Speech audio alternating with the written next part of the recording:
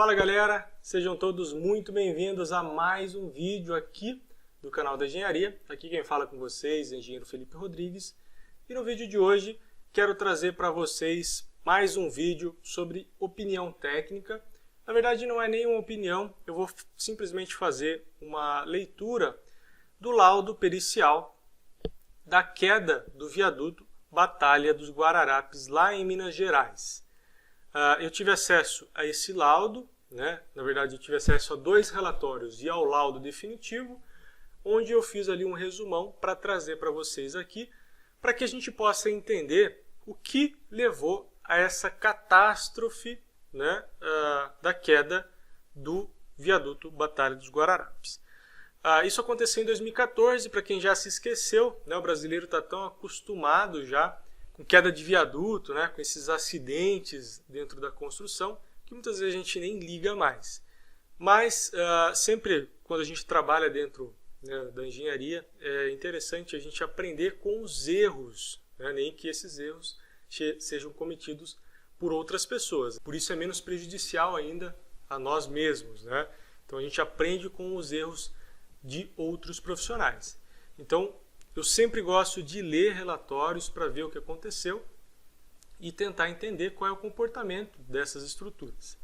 Então vamos lá.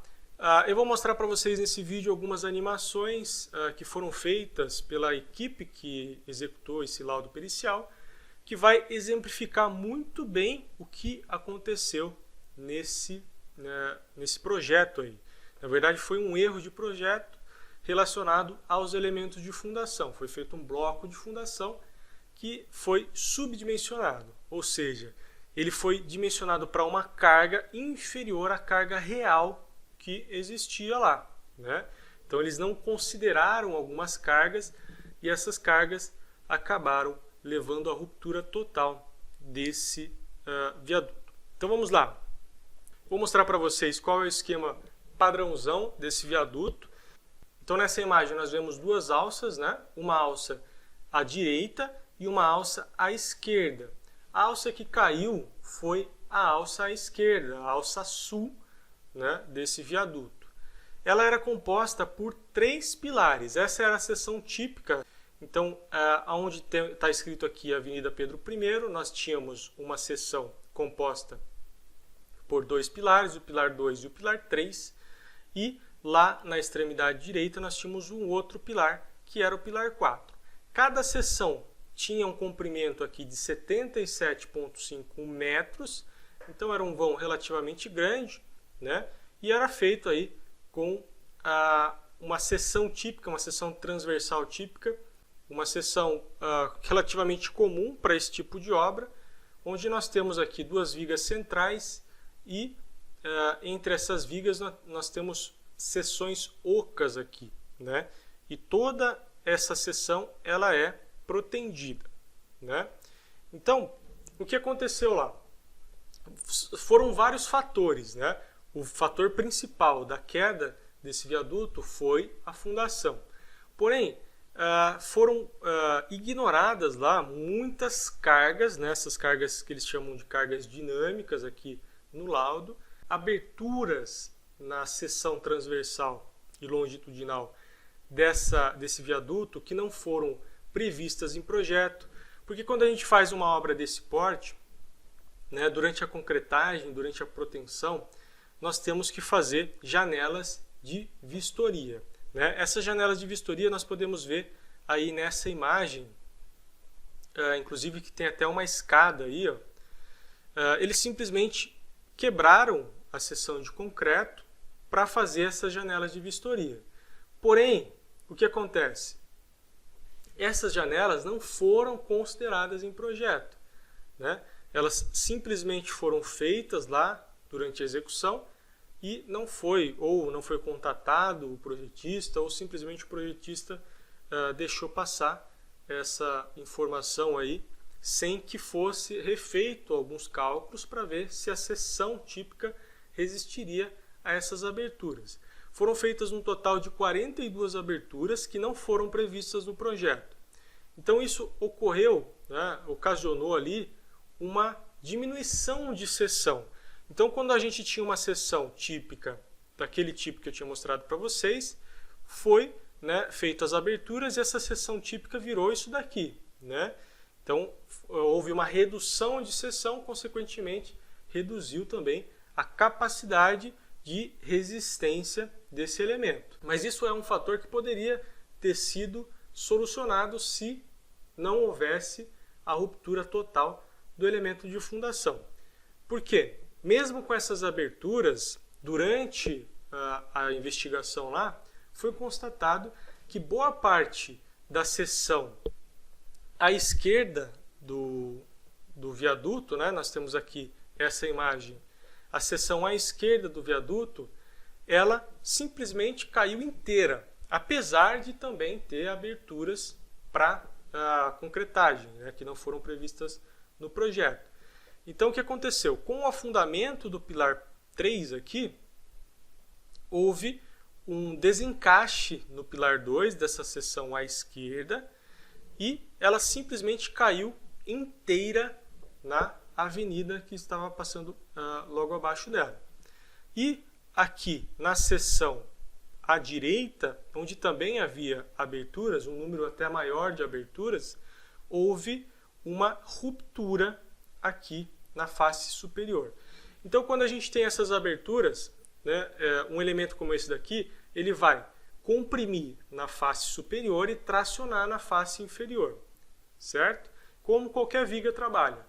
Como essa abertura ela foi feita na parte superior, como é, né, o convencional se fazer, justamente aonde haveria a seção comprimida desse trecho aqui do viaduto, houve ali uma ruptura por tensões excessivas, né? Porque a seção ali não foi capaz de resistir a essas tensões, justamente por conta das aberturas. Porém, isso poderia ter sido evitado se o pilar não tivesse afundado. Outra informação importante que também está aqui no laudo pericial é que quando eles foram fazer a retirada do escoramento, esse escoramento ele saiu forçado. O que isso significa? Que houve uma flecha excessiva, né, em relação ao escoramento. Quando a gente vai tirar um escoramento de uma laje ou qualquer elemento estrutural que necessite esse tipo de estrutura, ele não pode sair tão forçado, né? Você deu uma batidinha nele ali ou desmontou,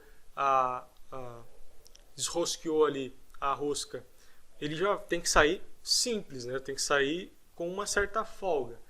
Mas ele foi verificado que eles batiam ali e o viaduto ele descia junto com o escoramento, né? Isso é muito provável que já o pilar ali naquele instante ele já estava sofrendo um recalque, né?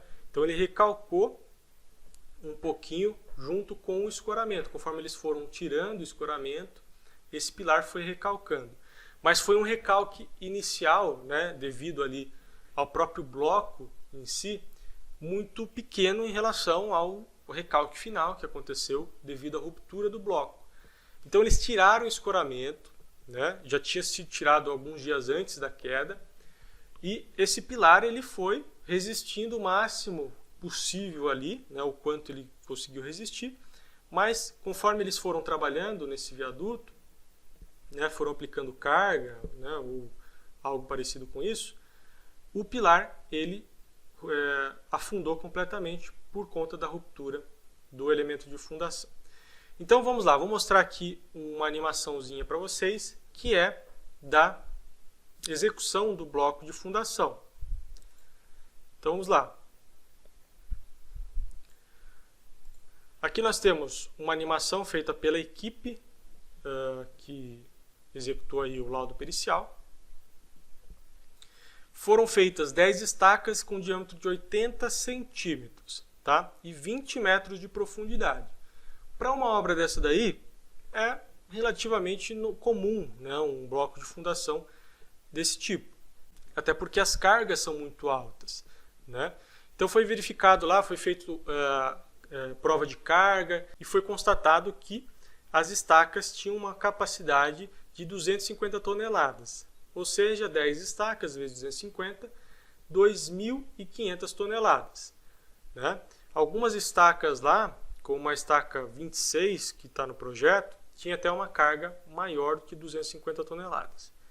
Então foi feita a execução, arrasamento de estacas e colocado a armadura do bloco de fundação. Aqui vem uma informação importante, que é o seguinte: o bloco de fundação, que é o bloco B3, ele tinha uma armadura com 2.758 kg para quase 80 metros cúbicos de concreto.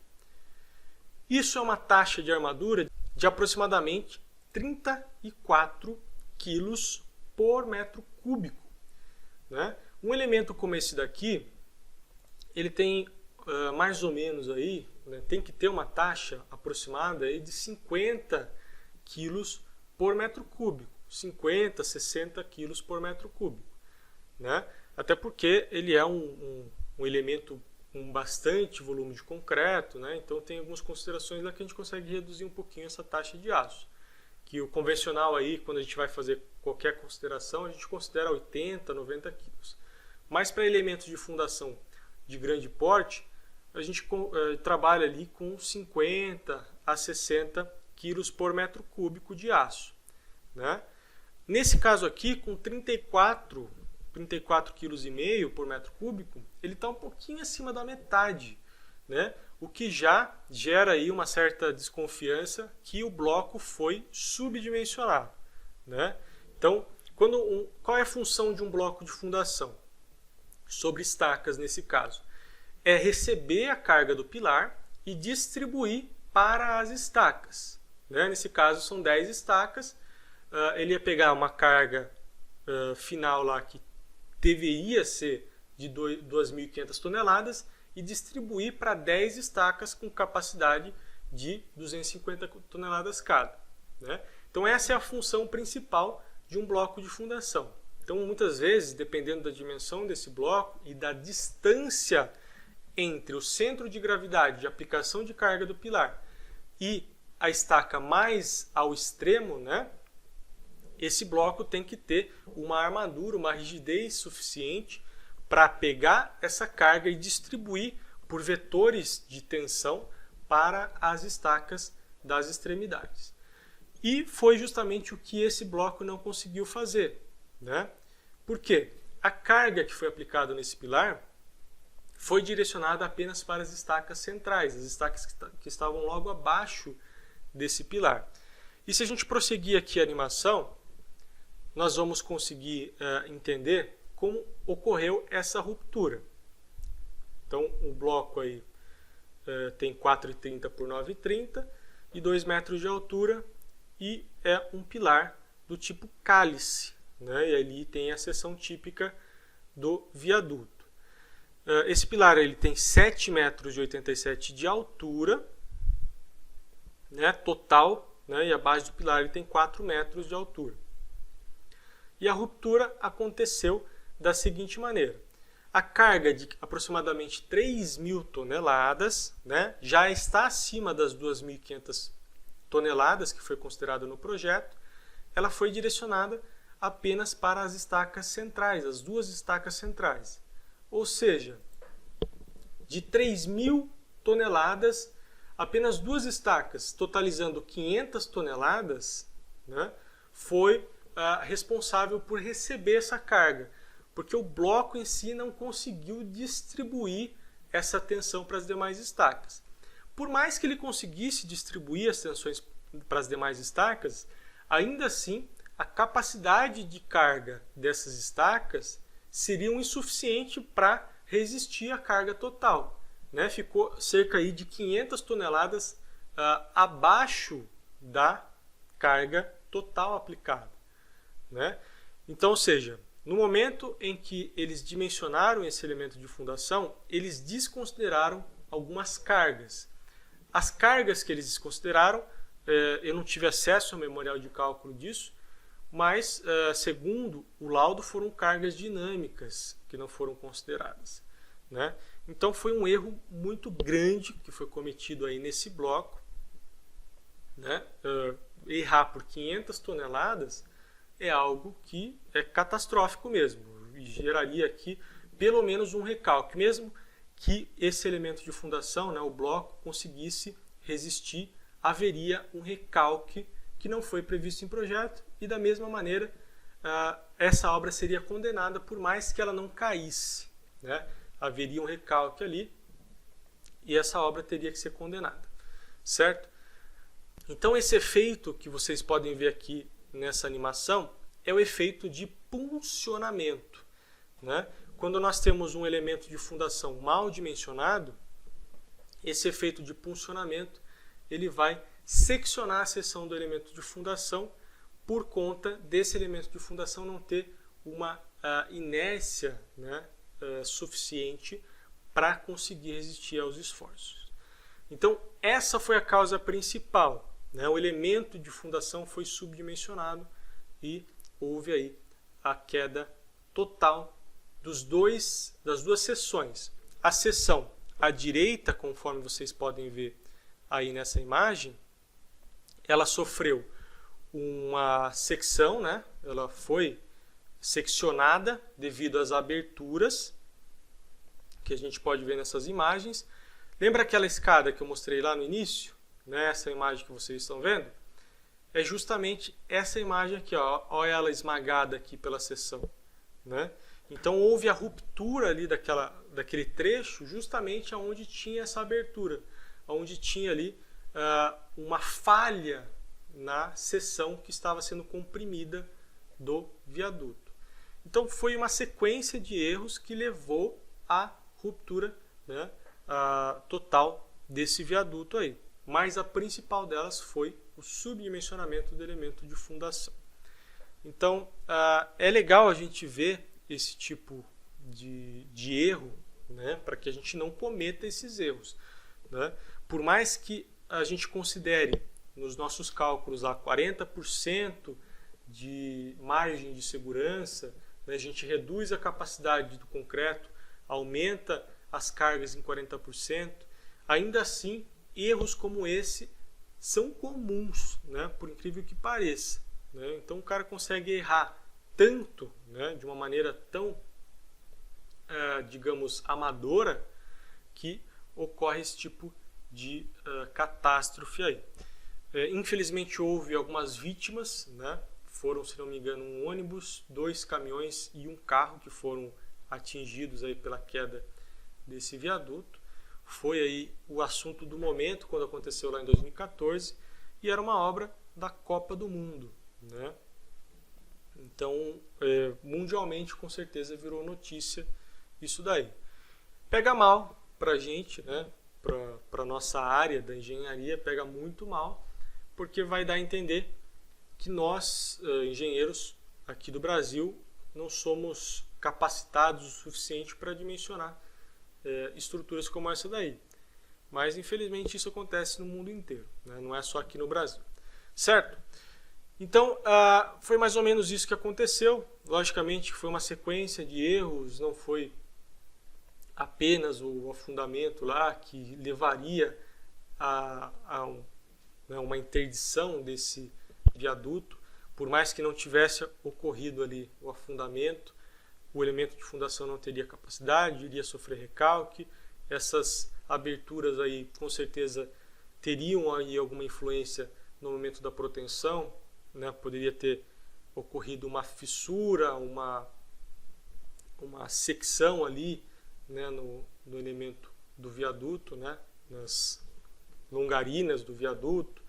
Então são vários fatores que poderiam ter acontecido além da catástrofe total. Por mais que não tivesse caído, esse viaduto provavelmente teria que ser demolido de qualquer maneira, porque foram erros gigantescos que foram cometidos, né, inaceitáveis aí para esse tipo de estrutura.